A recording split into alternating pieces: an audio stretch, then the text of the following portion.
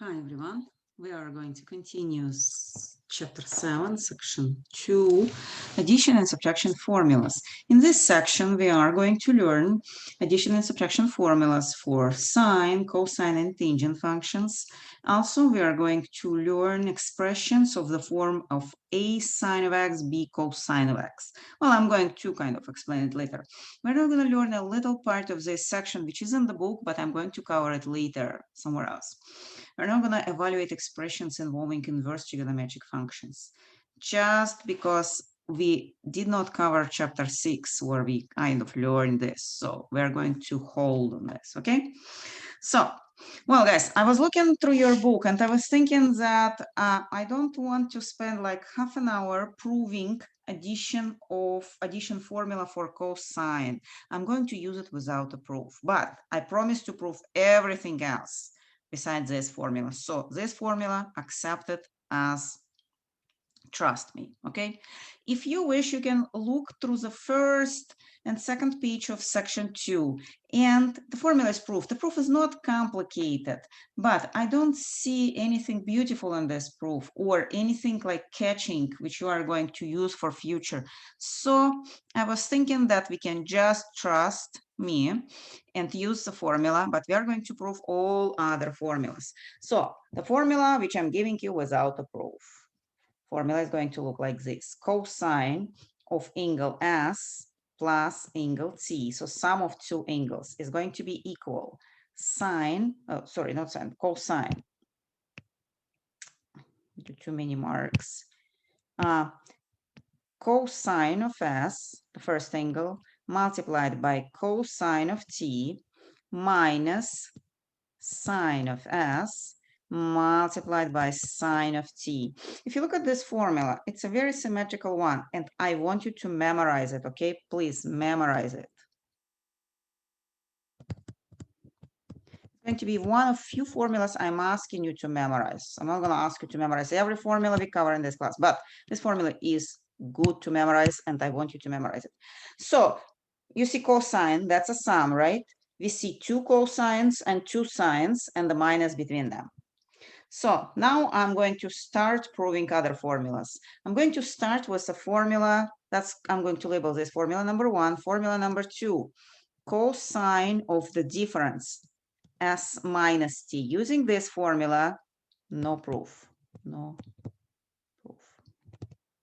Using this formula, what I'm going to do, guys, I'm going to obtain a new formula using my old formula. What I'm going to do, I'm going to use a very simple trick over here. I'm going to represent minus t as actually a separate term minus t.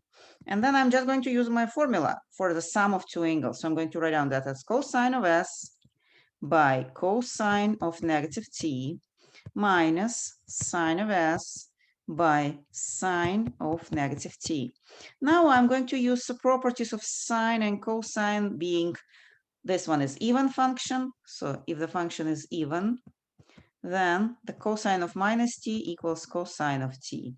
This function is odd. Odd function means that it's going to be minus sine of t. And I'm going to just kind of write them down. So it's cosine of s by cosine of t plus sine of s by sine of t. Remember, original formula had minus, but we got extra minus from sine of negative t. So we are going to have a plus. My hand keeps letting the marks. So that's going to be the formula, actually. Very nice, right? We already have two formulas.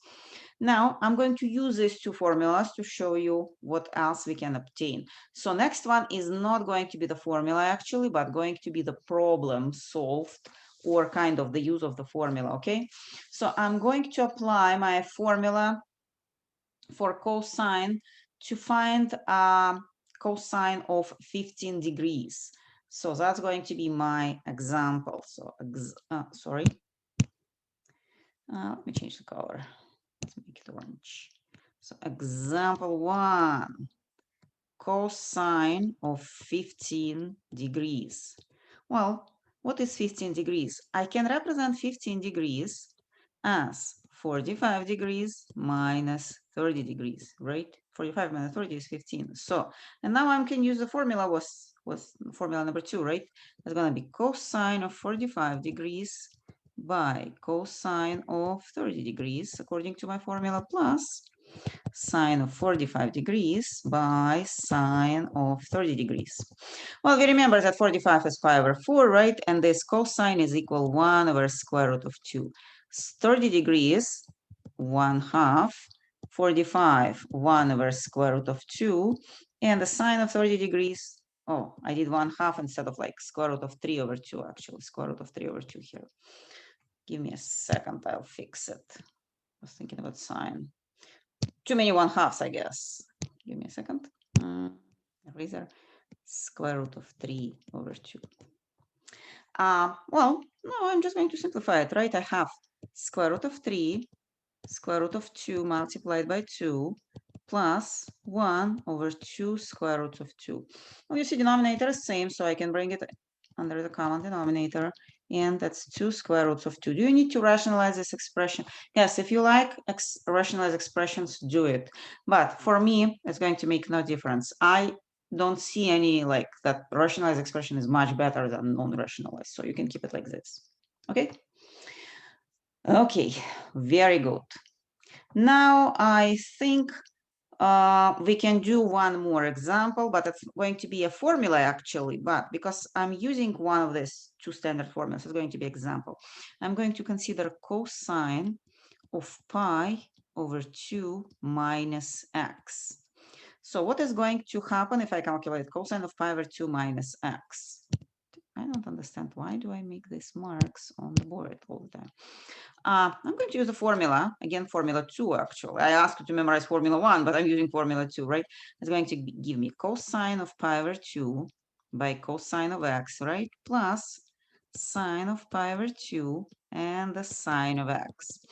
What is cosine of pi over 2? We remember that cosine of pi over 2 is 0. So this term will be equal to 0 just because one factor is 0, right? Sine of pi over 2 equals to 1. So this term, the second one, is going to be equal just sine of x. Well, we got a very nice relation between cofunctions. So cosine of pi over 2 minus x equals sine of x. You see? I remember in section 7.1, I said that we are going to prove cofunction identities later. That's where we are going to prove them. So this is first cofunction identities. A cosine of pi over 2 minus x is the same as sine of x. Now, what I'm going to do, guys, I think I'm going to prove the formula for sine. Okay, just give me a second.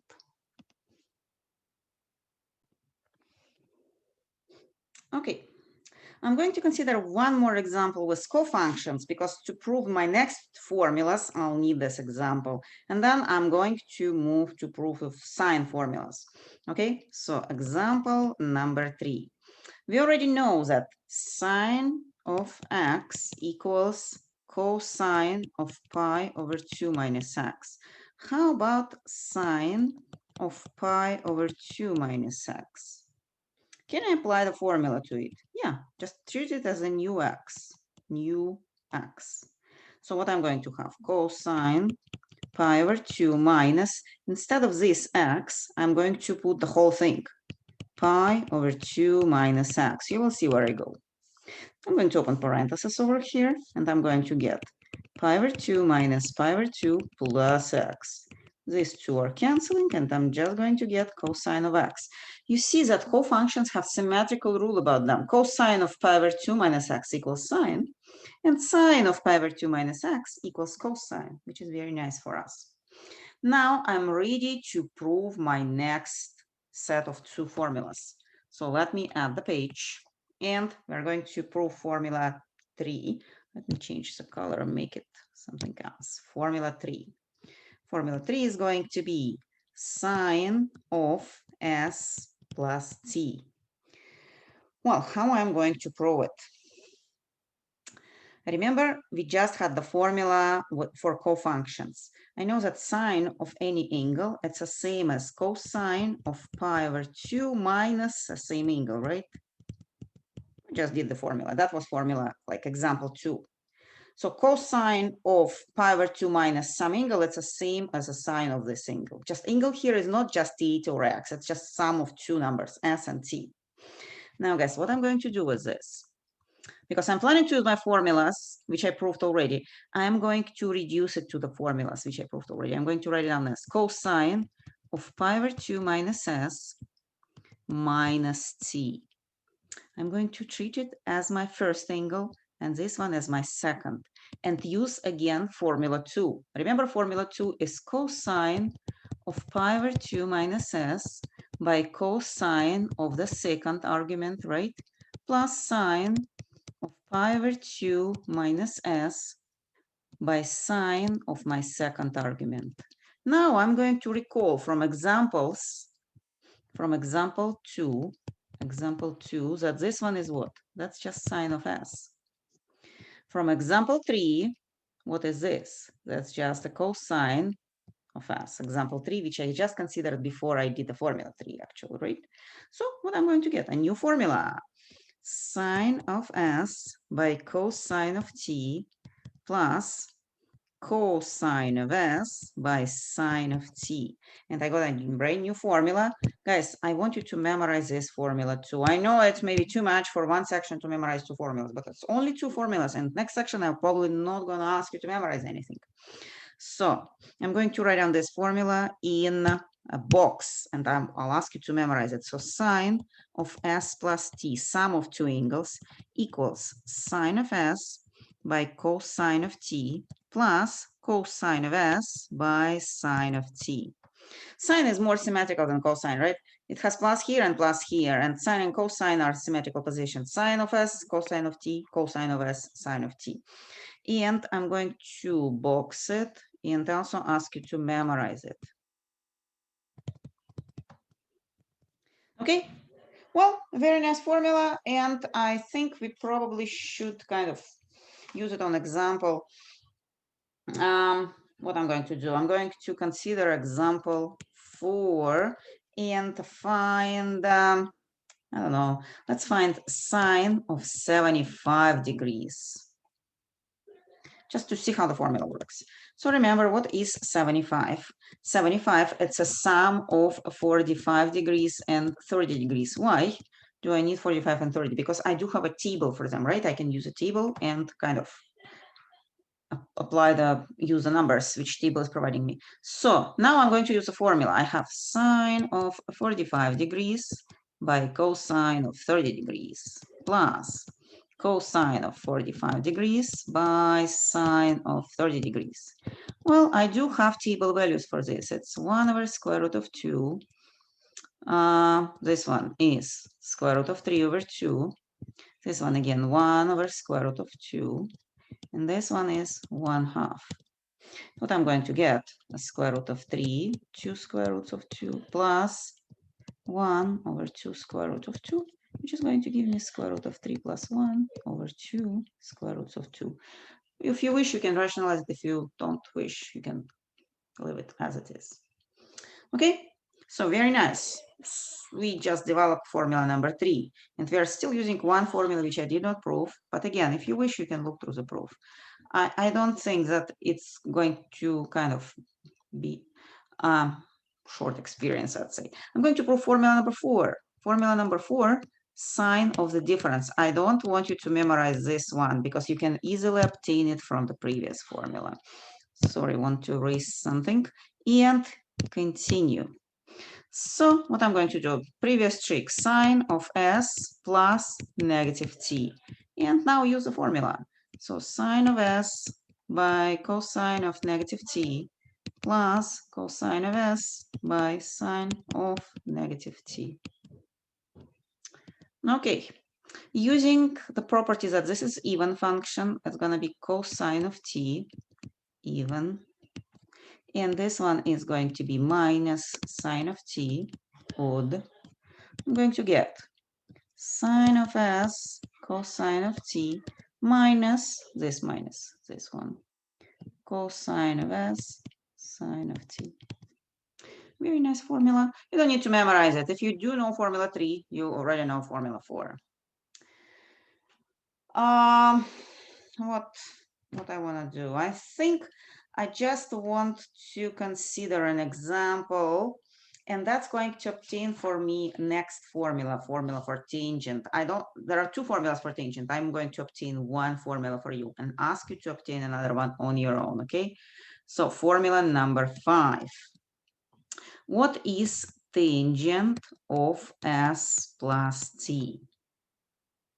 Well, you remember, we want to use as many formulas as we proved already, so we don't want to invent a new one. What I'm going to use, I'm going to start with identity sine of s plus t in numerator over cosine of s plus t in denominator. We remember the tangent is sine over cosine.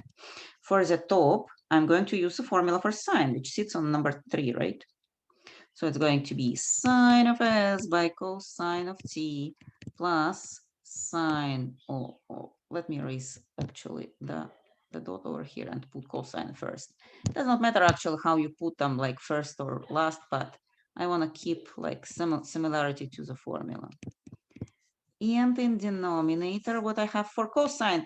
Well, the formula is already on the previous page, but I do remember it because I memorized it when I was in school, right? So we have cosine of s by cosine of t. That formula number 1, actually, we finally use formula number 1.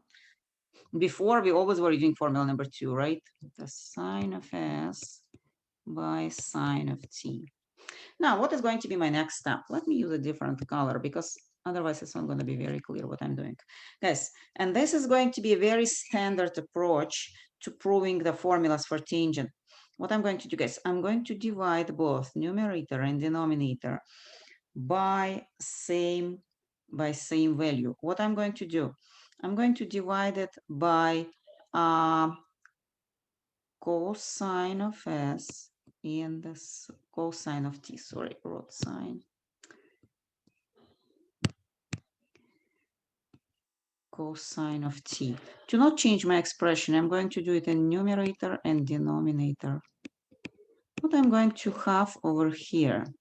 Well, you see sine of s and cosine of s are going to give me tangent of s.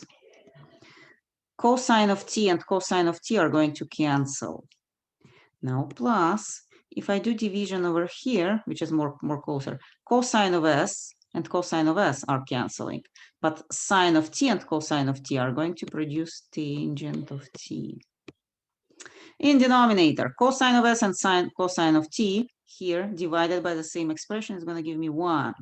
And here we are going to have sine of s over cosine of s, which is tangent of s. And sine of t multiplied by cosine of t, which is tangent of t. You don't need to memorize this formula again. Why? Because if you do know formula 1 and you do know formula 2, you know this formula. Just a very simple calculation brings you to the formula 5. Formula 6, I'm not proving it in the lecture, but you can do it, I think, at home. There is just going to be, the only difference is the minus here. And actually, if you kind of remembered how I proved all the minus formulas, you can use the same trick. If you don't remember, do repeat my steps and use formula 4 and here formula 2. And sorry, I wrote formula 2 here, but actually that was formula 3 because formula 2 was about cosine. Let me fix it. But sometimes I tell wrong stuff, even in lecture. You always have to watch me. Now, guys, we are going to skip some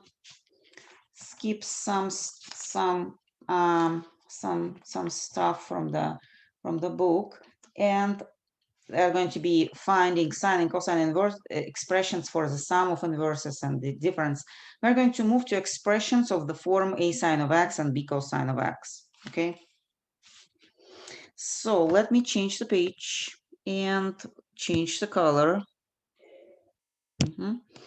So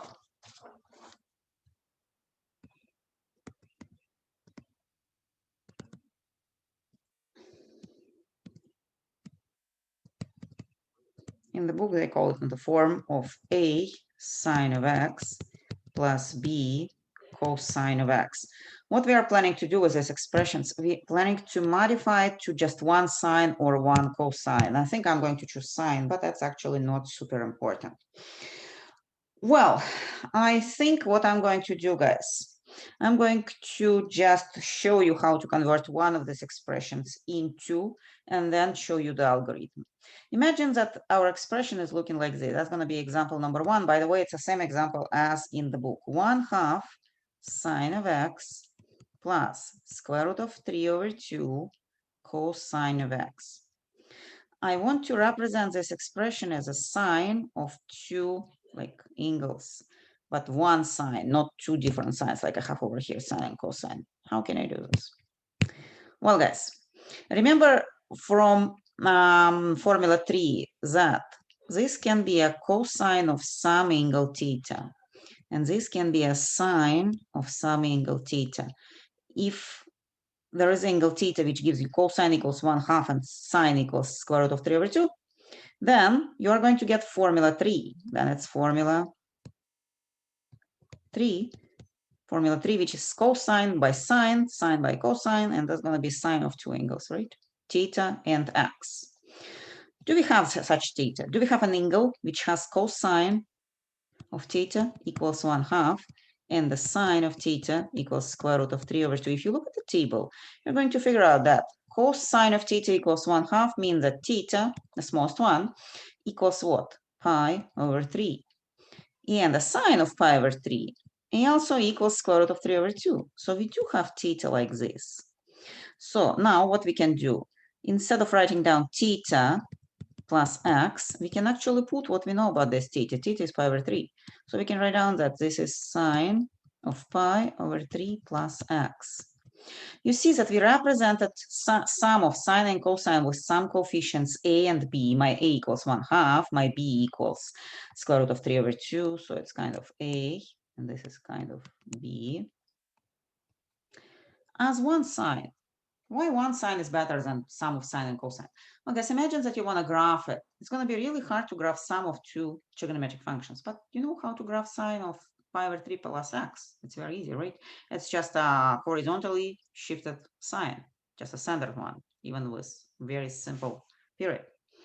Okay, now general procedure. What if you have arbitrary numbers? If your numbers is not 1/2 at square root of 3/2, but something else? Well, I'm going to write down the general expression a sine of x plus b cosine of x. Well, guys, we need to make sure that a is equal to cosine of some angle, because we already have sine here, and if we are planning to turn it into sine, we're supposed to mix sine and cosine, right? So I'm going to write down that cosine of some theta equals a, and sine of some theta is supposed to be equal to b. What can we tell about tangent of the same theta? We remember that tangent is sine over cosine, right? And in our case, it's going to be b over a. So the angle theta is going to be tangent inverse of b over a. Everything is very good, so basically we easily can find any theta. The only one little question here. What is if a or b is greater than 1? Remember that cosine and sine both supposed to be less than 1, or they supposed to actually by absolute value be less than 1. So they say they cannot be equal. 3/2, for example, or 5. How to kind of find it out? Well, guys, the way to kind of to find it out is going to be next. We are going to divide both expressions by a square root of a square plus b square. Kind of take it outside of parentheses. And then in parentheses, we have a over a square root of a square plus b square multiplied by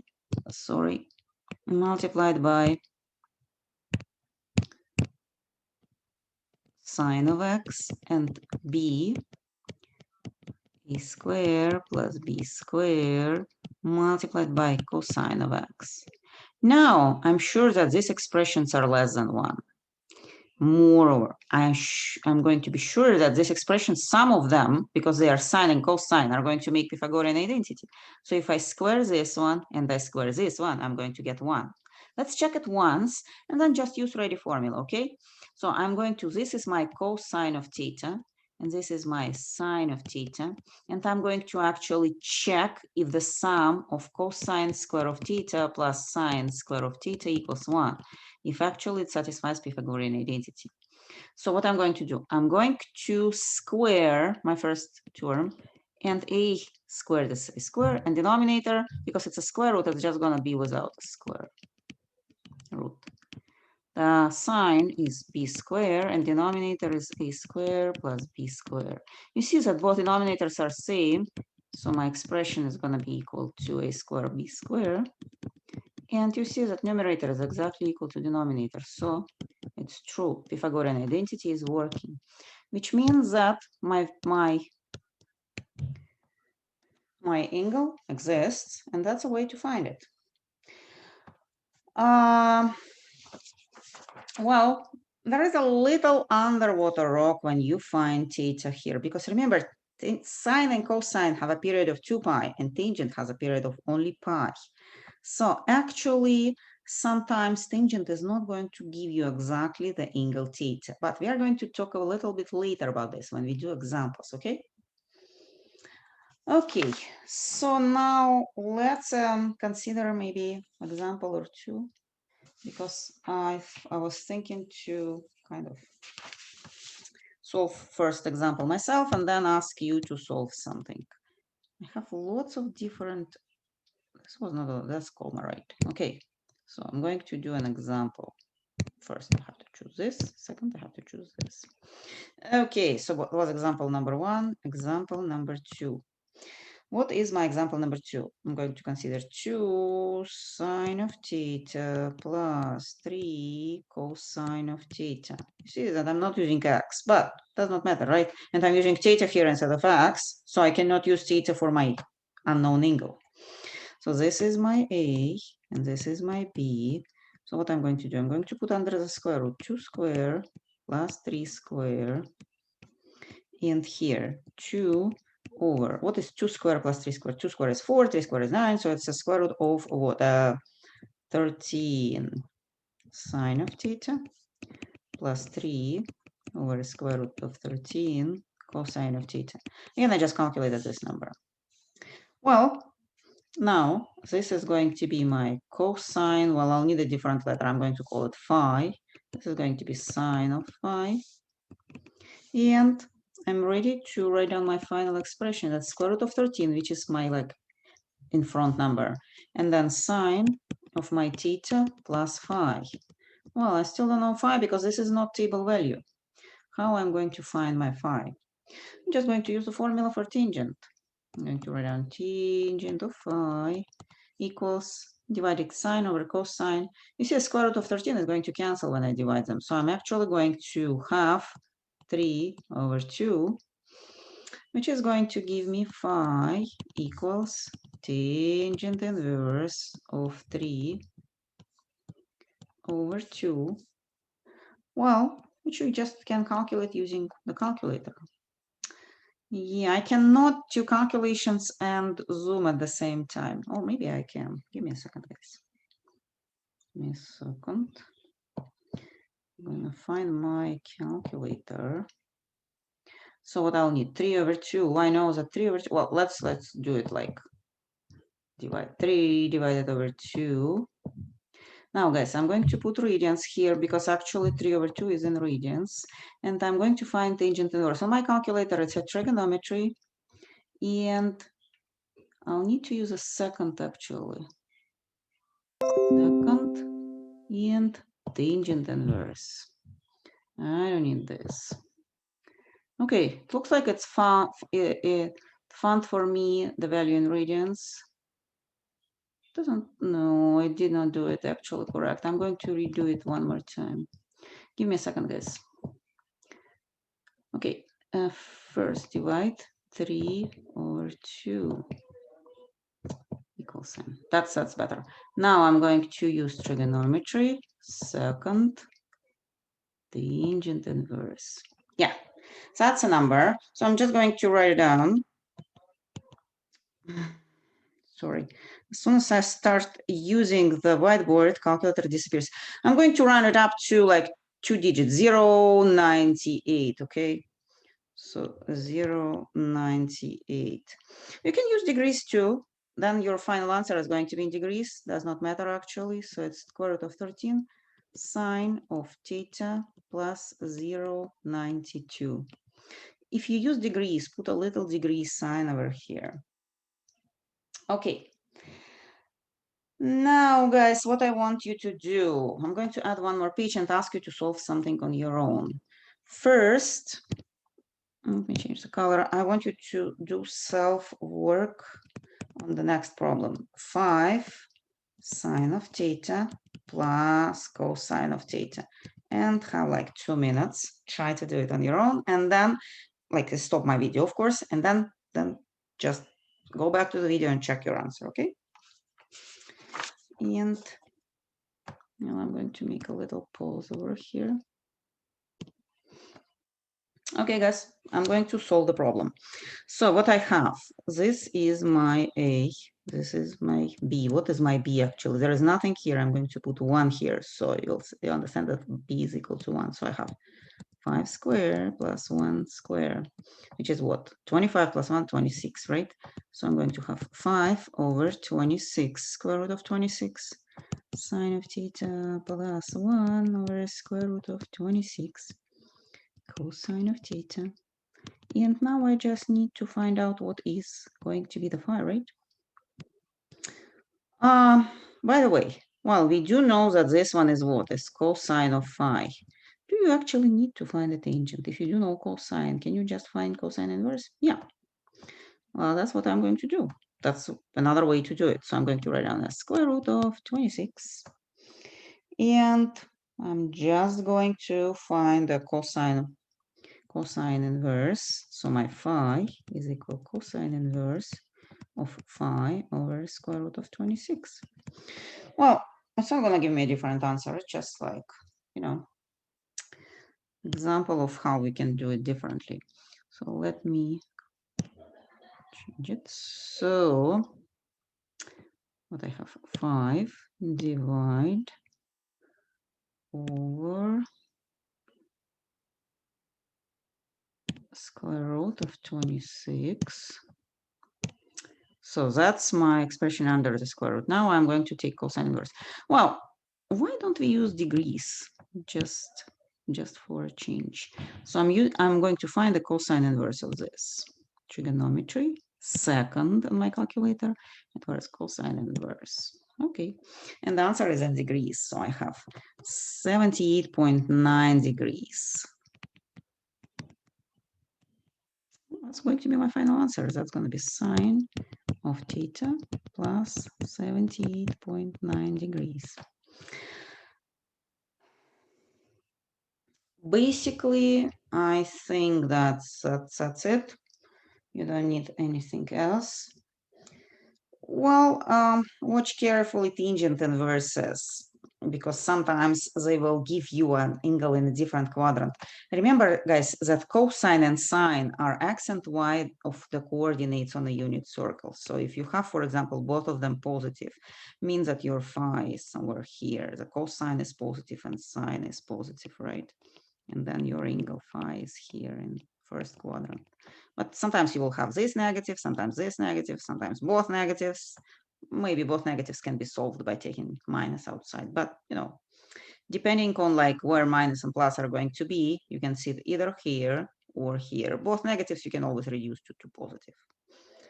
Just watch where is your angle sitting, okay? Yeah, I think that's all for this section. Again, we are not doing evaluation of expressions involving inverse trigonometric functions, because I did not teach you yet how to do this. And also evaluating of expressions. Yeah, I think that's it. Just like inverse functions. We're not dealing with inverse functions. But we can use these new formulas to prove identities. do basically anything you like with these formulas.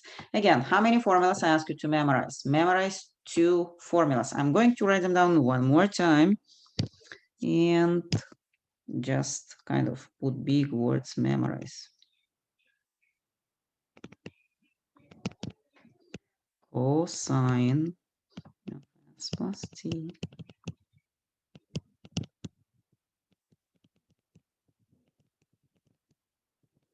Please trust me, these are good formulas.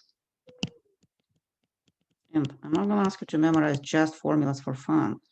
I'll always ask you to memorize good formulas.